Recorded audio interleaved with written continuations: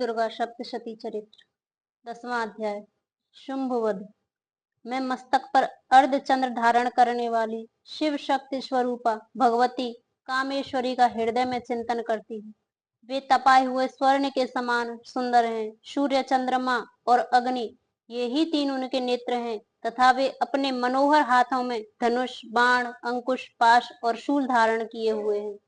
ऋषि कहते हैं, राजन, अपने प्राणों के समान प्यारे भाई निशुंभ को मारा गया देख तथा सारी सेना का संहार होता जान शुंभ ने कुपित होकर कहा, दुष्ट दुर्गे, तू बल के अभिमान में आकर झूठ मूठ का घमंड न दिखा। तू बड़ी माननी बनी हुई है, किंतु दूसरी स्त्रियों के बल का सहारा लेकर लड़ती है। देवी बोली, ओ दुष्ट, मैं अकेली ही हूँ। इस संसार में मेरे सिवा दूसरी कौन है? देख, ये मेरी ही विभूतियां हैं, अतः मुझ में ही प्रवेश कर रही हैं। तदंतर ब्रह्मांड आदि समस्त देवियां अंबिका देवी के शरीर में लीन हो गईं। उस समय केवल अंबिका देवी ही रह गईं। देवी बोली, मैं अपने ऐश्वर्य शक्ति से अनेक रूपों में यहाँ उपस्थित हुई हूँ और उन सब रूपों को मैंने समेट लिया है। अब अकेली मैं ही युद्ध में खड़ी हूँ, तुम भी स्थिर हो जाओ। ऋषि कहते हैं, तदंतर देवी और शुंभ दोनों में सब देवताओं तथा दानवों के देखते देखते भयंकर युद्ध छिड़ गया।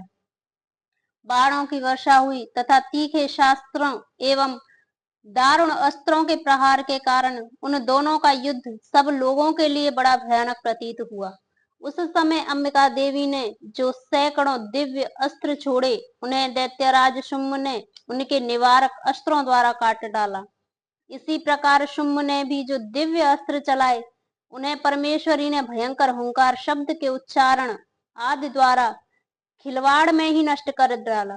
तब उस असुर ने सैकड़ों बाणों से देवी को आच्छादित कर दिया। यह देख क्रोध में भरी हुई उन देवी ने भी बाण मारकर उनका धनुष काट डाला।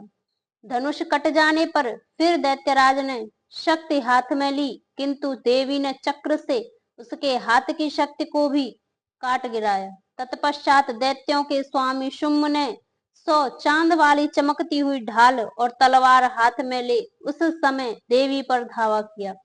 उसके आते ही चंडिका ने अपने धनुष से छोड़े हुए तीखे बाणों द्वारा उसकी सूर्य किरणों के समान उज्जवल ढाल और तलवार को तुरंत काट डाला। फिर उस दैत्य के घोड़े और सारथी मारे गए। धनुष तो पहले ही कट चुका था। अब उसने अंबिका को मारने के लिए उद्धत हो भयंकर गुदगर हाथों में लिया। उसे आते देख देवी ने अपने तीक्ष्ण बाणों से उसका गुदगर भी काट डाला। तिस पर वह असुर मुक्का तानकर बड़े वेग से देवी की ओर झपटा। उस दैत्यराज ने देवी की छाती में मुक्का मारा। तब उस देवी ने भी उसकी छाती में एक चांटा जड़ दिया। देवी का थप्पड़ खाकर दैत्यराज शुंभ पृथ्वी पर गिर पड़ा, किंतु पुनः सहसा पूर्ववत खड़ा होकर फिर वह उछला और देवी के ऊपर ले जाकर आकाश में खड़ा हो गया। तब चंडिका आकाश में भी बिना किसी आधार के ही शुंभ के साथ युद्ध करने लगी। उस समय दैत्य और चंडिका आकाश में एक दूसरे से लड़ने लगी। उनका वह युद्ध पहले सिद्ध और मुनियों का विस्मय में डालने वाला हुआ। फिर अंबिका ने शुंभ के साथ बहुत देर तक युद्ध करने के पश्चात उसे उठाकर घुमाया और पृथ्वी पर पटक दिया। पटके जाने पर पृथ्वी पर आने के बाद वह दुष्ट आत्मा दैत्य पुनः चंडिका का वध करने के लिए उनकी ओर वेग से दौड़ा। तब समस्त दैत्यों के राजा शुंभ को अपनी ओर आते देख देवी ने त्रिशूल से उसकी छाती छेद कर उसे पृथ्वी पर गिरा दिया। देवी के शूल की धार से घायल होने पर उसके प्राण पखेर उड़ गए और वह समुद्रों, द्वीपों तथा पर्वतों सहित समूची पृथ्वी को कपाता हुआ भूमि पर गिर पड़ा। तदंतर उस दुरात्मा के मारे जाने पर संपूर्ण जगत प्रसन्न एवं पूर्ण स्वस्थ हो गया। तब आकाश स्वच्छ दिखाई देने लगा। पहले जो उत्पात सूचक मेघ और उत्कालपात होते थे, वे सब शांत हो गए तथा उस दैत्य के मारे जाने पर नदियां भी ठीक मार्ग से बहने लगी। उस समय शुंभ की मृत्यु के बाद संपूर्ण देवताओं का हृदय हर्ष से भर गया और गंधर्व वर्ण मधुर गीत गाने लगे। दूसरे गंधर्व बाजे बजाने लगे और अप्सराएं नाचने लगी।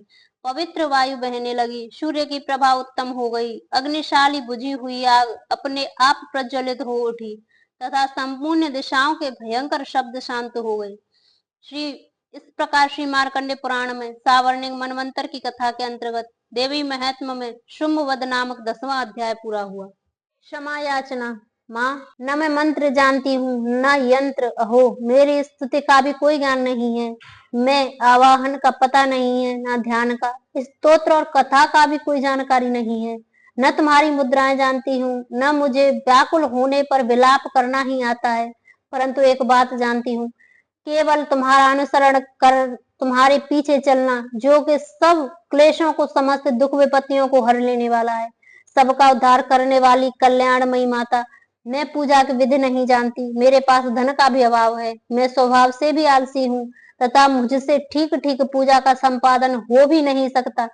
इन सब कारणों से तुम्हारे चरणों की सेवा में जो त्रुटि हो गई है उसे क्षमा करो, क्योंकि कुपुत्र का होना संभव है किंतु कहीं भी कुमाता नहीं होती।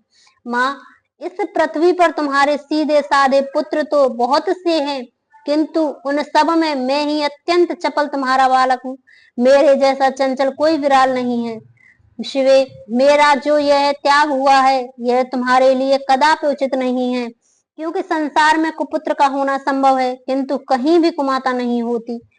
जगदम्बा माते, मैंने तुम्हारे चरणों की सेवा कभी नहीं की देवी, तुम्हें अधिक धन की भी समर्पित नहीं किया, तथापि मुझ जैसे अधम पर जो तुम अनुपम स्नेह करती हो, इसका कारण यही है कि संसार में कुपुत्र का होना संभव है किंतु कहीं भी कुमाता नहीं होती। गणेश जी को जन्म देने वाली माता पार्वती, अन्य देवताओं को आराधना करते समय मुझे नाना प्रकार की सेवाओं में व्यग्र रहना पड़ता था, इसलिए 85 वर्ष से अधिक अवस्था बीत जाने पर मैंने देवताओं को छोड़ दिया। अब तुम उनकी सेवा पूजा मुझसे नहीं हो पाती, अतएव उनसे कुछ भी सहायता मिलने की आश नहीं है। इस समय यदि तुम्हारी कृपा नहीं होगी तो मैं अवलंब रहित होकर किसी की शरण में जाऊंगी। माता अर्पणा, तुम्हारे मंत्र का एक अक्षर भी कान में पड़ जाए तो उसका फल यह होता है कि मूर्ख चंडाल भी मधुपान के समान मधुर वाणी का उच्चारण करने वाला उत्तम वक्ता हो जाता है। दीन मनुष्य भी करोड़ों वर्ष स्वर मुद्राओं से संपन्न हो चिरकाल तक निर्भय विहार करता है। जब मंत्र का एक अक्षर के श्रवण का ऐसा फल है, जो लोग विधि पूर्वक जप में लगे रहते हैं, उनके जप में प्राप्त होने वाला उत्तम फल कैसा होगा, इसको कौन मनुष्य जान सकता है। भगवती, जो अपने अंगों में चिता की राख भभूत लपेटे रहते हैं, उनका विष ही भोजन है।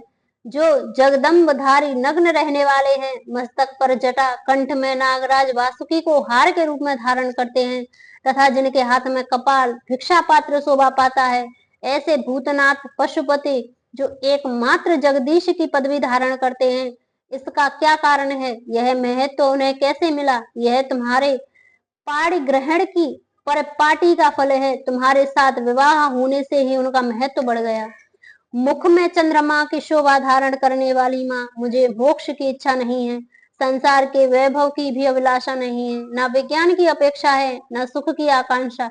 अतः तुमसे मेरी यही याचना है कि मेरा जन्म मृडाली, रुद्राणी, शिव, शिव, भवानी इन नामों में जप करते हुए बीते। माँ श्यामा, नाना प्रकार की पूजन सामग्रियों में कभी विधि पूर्वक तुम्हारी आराधना मुझसे न हो सकी। सदा कठोर भाव का चिंतन करने वाली मेरी वाणी ने कौन सा अपराध नहीं किया है, फिर भी तुम स्वयं ही प्रयत्न करके मुझ अनाथ पर जो किंचित कृपा दृष्टि रखती हो माँ, यह तुम्हारे ही योग्य है। तुम्हारी जैसी दयामती माता ही मेरे जैसे कुपुत्र को आश्रय दे सकती है।